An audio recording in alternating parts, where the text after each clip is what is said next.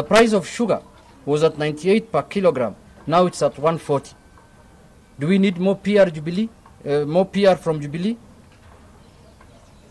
We have seen doctors and teachers all the way to lecturers strike, and what they have received from the incompetent Jubilee government are threats and even being jailed.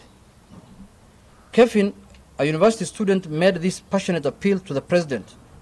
All we are asking is not much. You can postpone the railway and laptop projects and concentrate on paying our lecturers and doctors. The president used threats to citizens to wiggle out of these obligations. The fact of the matter is that to pay this award, we should have raised the VAT from 16% to 22%, or borrow more money, or suspend critical development programs and essential services in health, in education, and in security. The president has not been sincere. We all know corruption has been the flagship project of his incompetent government.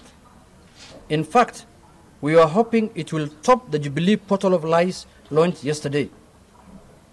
Kenyans have been numbed by the dizzying figures of stolen money in the name of grand projects. This information portal should have had two things: the list of those who have stolen our money to the tune of about 300 billion in 4 years, and the actions taken against these people. What became of the people named in 2015 list of shame? Who among them is in jail? How much has his government recovered? And what have the proceeds been used on? It has taken a keen opposition in ODM to bring to your attention these economic gang rape actions. Severally, we were dismissed until the truth could no longer hide behind the PR.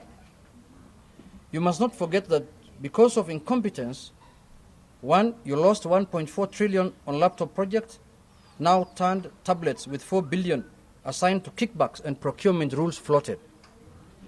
Two, SGR Grand Coalition project has cost you 114 billion extra as inflated cost, and it is civil work subcontracted to a company called APEC, whose directors remain unknown. Your 215 billion Eurobond debt, which the Auditor General, the chief accountant of the country, insists he cannot ascertain its utilization. The CS in Treasury cannot pinpoint its budget lines, has now appeared in the magical portal conveniently in an election year. The attempts to fire the Auditor General for raising these queries by the incompetent presidency has severally failed. Four, the government has forced you to lease medical equipment to the tune of 760 million, yet buying the same will have costed you 180 million per county. Health is a devolved function, yet the incompetent government has held onto resources and even makes expenditure decisions for county governments. In 2015, the president himself declared corruption a national threat to national security.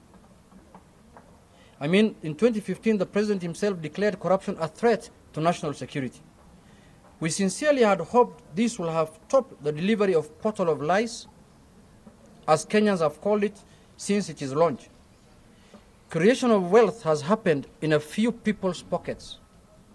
You have all heard of Arab Mashamba, Niaswiti, and relatives.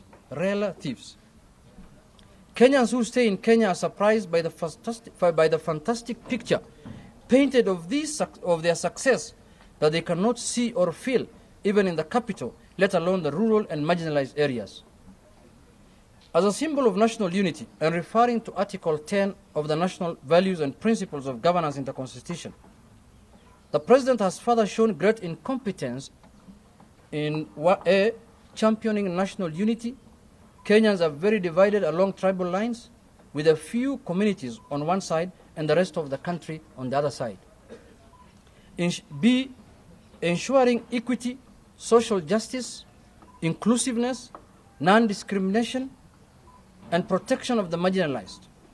We do not forget Kasarani detention camps for communities that I come from, like Somalis.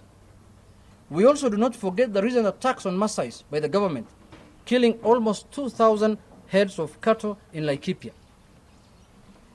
Leadership as the CEO of Kenya in good governance, integrity, transparency, and accountability. The theft speaks for itself. His highest form of action was to ask Kenyans, Guy, munataka nifanye nini? By Uhuru Kenyatta's own administration, by Uhuru Kenyatta's own admission in March 2017, and I quote him, still too many Kenyans are struggling to make ends meet, to find jobs, and to support their families. Many of our citizens are wondering why their children are still struggling to find jobs. Our SMEs are complaining that they do not have access to credit. Many Kenyans are frustrated at the seeming lack of progress in the fight against corruption. And of course, economically speaking, it is not yet Uhuru. And Uhuru must not tell Kenyans through a choreographed public relation systems to lie to Kenyans. Thank you so much.